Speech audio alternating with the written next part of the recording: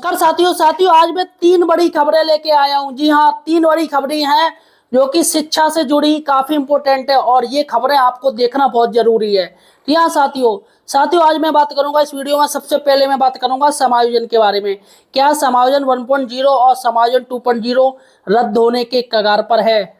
जी हाँ साथियों साथियों जिन विद्यालय एकल हो गए, जो शिक्षक एकल हो गए हैं, उनके लिए दोस्तों सरकार की तरफ से क्या पैगाम आया है, हाई कोर्ट की तरफ से क्या पैगाम आया है, इस वीडियो में आपको बताऊंगा दोस्तों। इसके साथ ही दोस्तों दूसरी बात करेंगे कि जो टेट जो नॉन टेट का जो मुद्दा है, सुप्रीम कोर्ट ने आदेश दिया है कि जितने भी पुराने टीचर है सभी को टेट देना पड़ेगा। अब इसमें दोस्तों प्राथमिक शिक्षक संघ डॉक्टर दिनेश चंद्र शर्मा जी का एक बयान आया है, बहुत इंपोर्टेंट बनाया है। आखिर कैसे दिनेश चंद्र शर्मा जी ने पलटी मार ली है? जी हाँ, वो पलटी मार चुके हैं दोस्तों, इसलिए उन्होंने बयान एक स्टेटमेंट जारी किया, उसके बारे में बात करेंगे। और तीसरी बात करेंगे कि सिर्फ यूपी में नहीं बल्कि दिल्ली में भी दोस्तों अब शिक्षकों ने आंदोलन शुरू कर दिया है टेट के खिलाफ।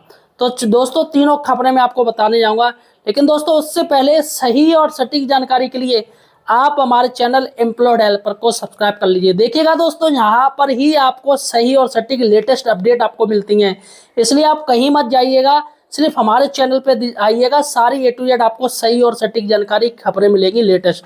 देखिएगा दोस्तों, पहले बात करेंगे कि जो समायोजन हुए थे जिसमें दोस्तों विद्यालय एकल हो गए थे, जिस पर दोस्तों हाई कोर्ट ने भी तल्ख टिप्पणी की है। जी हाँ, हाई कोर्ट में मैटर पहुंचा था दोस्तों सीतापुर का, जहां पर हाई कोर्ट ने उस शिक्षक को उसके वापस मूल विद्यालय भेज दिया कि हटिएगा जाइएगा, यह RT एक्ट का उल्लंघन है और इस तरीके से एकल स्कूल नहीं किए जा सकते। दोस्तों आज हजारों लाखों स्कूल विद्यालय जो कि एकल हो चुके हैं।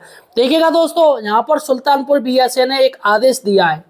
सुल्तानपुर BSA ने आदेश दिया है कि एक शिक्षक था जिसका विद्यालय एकल हो गया, वो सिर्फ एक वो रह गया और एक शिक्षा मित्र रह गया। अब ऐसे में दोस्तों वो शिक्षक परेशान होकर पहुंचा सुल्तानपुर BSA के पास और उसने एक एप्लीकेशन दी और कहा सर RT एक्ट के अनुसार कि एक स्कूल में 2 टीचर्स होने चाहिए, जो RT एक्ट कहता है। यहाँ पर शिक्षा मित्र को काउंट नहीं किया गया है टीचर्स में। अतः दोस्तों मेरा 7 का जो समायोजन में चला गया है उसका समायोजन रद्द किया है, यानी वो सरप्लस में आ गया था दोस्तों। अब चूंकि दोस्तों रियलिटी ये है कि ये जो आदेश हुआ था सरप्लस का समायोजन का, ये लखनऊ से हुआ था, सॉफ्टवेयर से हुआ था, जो कि सॉफ्टवेयर ने बहुत गलत किया। यहाँ साथियों सॉफ्टवेयर की गलती की वजह से दोस्तों विद्यालय एकल हो गए, जिसको खुद सरकार ने भी माना है और हाईकोर्ट तो नाराज यही है। तो देखिएगा दोस्तों, यहाँ पर लखनऊ सुल्तानपुर के BSA ने उस शिक्षक की एप्लीकेशन एक्सेप्ट कर ली और जो टीचर समायोजन में गया था उसका दोस्तों समायोजन निरस्त कर दिया। देखिएगा साफ साफ आपके सामने लेटर है दोस्तों, यहाँ पर सामने ये दे रहे, देखिएगा 22/9/2025 का ये आदेश है। और यहाँ पर देखिएगा नीचे का मैं आपको बता दूं, पुष्टि रूप से संज्ञान में आया कि उक्त प्रक्रिया में जनपद के कतिपय विद्यालय एकल एवं शिक्षक विहीन हो गए हैं, जिसके कारण विसंगति उत्पन्न हो रही है। अतः समस्त खंड शिक्षा अधिकारियों को निर्देशित किया जाता है कि जिन शिक्षक शिक्षिकाओं के स्थानांतरण / समायोजन विद्यालय एकल अध्यापकीय एवं शिक्षक विहीन हो गए हैं, उक्त शिक्षक शिक्षिका को तत्काल उनके मूल विद्यालय में वापस लाने की कार्रवाई तत्काल पूर्ण कराना सुनिश्चित कर रहे हैं। साथ ही स्पष्ट करें कि उक्त विद्यालय में एकल अध्यापक शिक्षक विहीन होने की प्रति उत्तरदायी कौन है। उपेंद्र गुप्ता जी हैं, बेसिक शिक्षा अधिकारी सुल्तानपुर में। उन्होंने दोस्तों आदेश दिया है, उन्होंने सभी खंड शिक्षा अधिकारियों को आदेश दे दिया है कि जितने भी एकल विद्यालय हुए हैं उनको टीचर्स को वापस कराया जाए उसी मूल विद्यालय में। यानी कि दोस्तों यहाँ पर समायोजन 1 और समायोजन 2.0 रद्द शुरू हो चुका है, जिसकी शुरुआत सुल्तानपुर में कर दी है। तो दोस्तों ऐसे में अगर आपके साथ एकल विद्यालय हो गया तो आप लोग सब इकट्ठा होकर बेसिक शिक्षा अधिकारी जी को वहाँ पर जाके आप एप्लीकेशन दे सकते हो। इसके साथ ही ये आदेश है सुल्तानपुर BSA का, वो आदेश है, वो भी आप उन्हें दिखा सकते हो। चलेगा दोस्तों, पहली एक खबर हो गई। अब दूसरी बात करते हैं डॉक्टर दिनेश चंद्र शर्मा जी के बारे में। डॉक्टर दिनेश चंद्र शर्मा जी ने कहा था कि कोई भी शिक्षक कोर्ट नहीं जाएगा, पुनः विचार याचिका दाखिल नहीं करेंगे, लेकिन दोस्तों अब उन्होंने खुद पलटी मान ली है। आपको बता दें, कल जूनियर शिक्षक संघ के प्रदेश अध्यक्ष योगेश त्यागी जी ने कहा था कि हम 5 याचिका दायर करेंगे सुप्रीम कोर्ट में, और जिस पर दोस्तों उन्होंने 2 बहुत महंगे वकील और बहुत इंपॉर्टेंट बहुत एक्सपीरियंसदार वकील हायर किए। एक है आपके अटॉर्नी जनरल मुकुल रोहतगी और दूसरे हैं संतोष हेगड़े।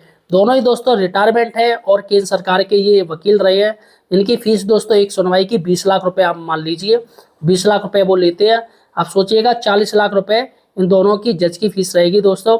और योगेश त्यागी जी, इसके साथ ही एक संगठन और है, उसने तय किया है कि वो सुप्रीम कोर्ट में 5 पुनः याचिका दाखिल करेगा, जो कि मैंने आपका वीडियो भी बना दिया है। आप डिस्क्रिप्शन बॉक्स में जाके वो वीडियो देख सकते हो कि वो कौन सी 5 याचिका दायर की जाएंगी। चलेगा दोस्तों, अब यहाँ पर डॉक्टर दिनेश चंद्र शर्मा जी में थोड़ी अकल आ गई है।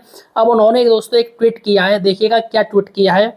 उन्होंने कहा है, आरटी लागू होने से पूर्व नियुक्त शिक्षकों पर टेट लागू करने के निर्णय से व्यथित व लगातार फोन करके अपडेट मांग रहे शिक्षक साथियों को अवगत कराना चाहता हूं। सुप्रीम कोर्ट की कानूनी कार्रवाई हेतु अधिवक्ताओं से हुई बातचीत के क्रम में शीघ्र अपना पक्ष प्रस्तुत करने की तैयारी चल रही है। यानी कि अब यहाँ पर प्राथमिक शिक्षक संघ भी सुप्रीम कोर्ट जाने के लिए तैयार हो गया है।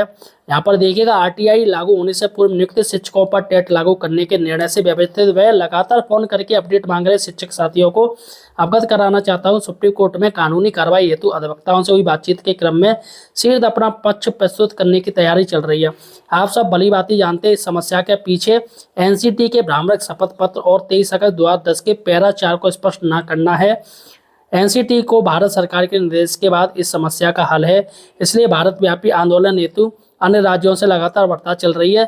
शीघ्र दिल्ली कूच की तिथि घोषित की जाएगी। सभी साथी एक्स पर सक्रिय रहें, अपने प्रदेश में अन्य साथियों राज्यों को जागरूक करें, यानी जो अन्य राज्यों में इनके साथी हैं शिक्षक साथी उनको जागरूक करें। आपकी एकता ही आपको सफलता प्रदान करेगी।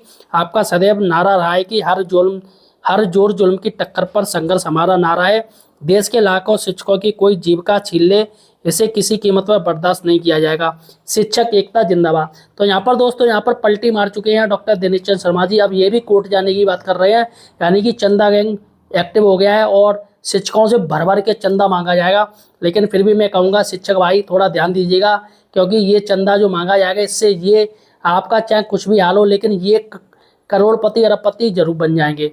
चलेगा साथियों, अब बात करते हैं कि दिल्ली में दोस्तों शिक्षकों ने आंदोलन की धार छेड़ दी है।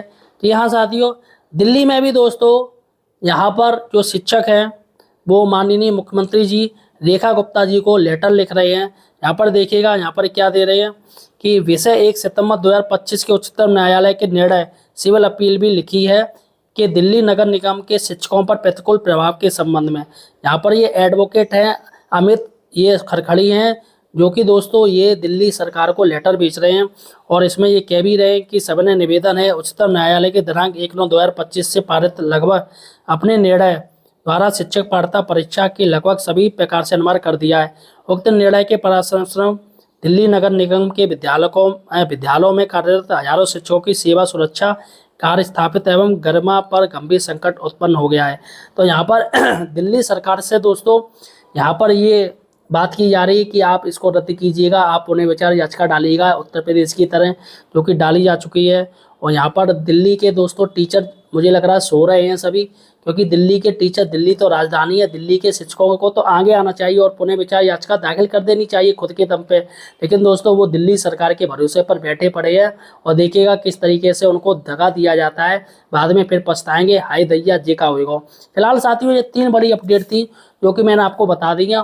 और आपका क्या कहना है, आप मुझे किस जिले से या राज्य से देख रहे हो मुझे कमेंट सेक्शन में बताइएगा और इस वीडियो को शेयर कर दीजिएगा अपने तमाम साथियों के लिए। धन्यवाद।